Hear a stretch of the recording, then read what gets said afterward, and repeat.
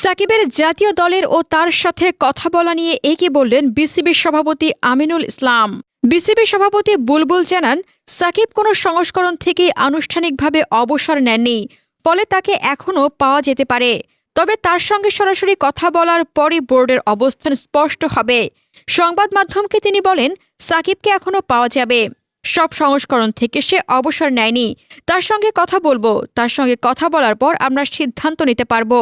তবে শুধু বোর্ড সভাপতি নয়, জাতীয় দলের ভবিষ্যৎ গঠনে যারা দায়িত্বরত সেই নির্বাচক প্যানেল ও ক্রিকেট পরিচালনা বিভাগের মতামতকে প্রাধান্য দিতে চান বুলবুল।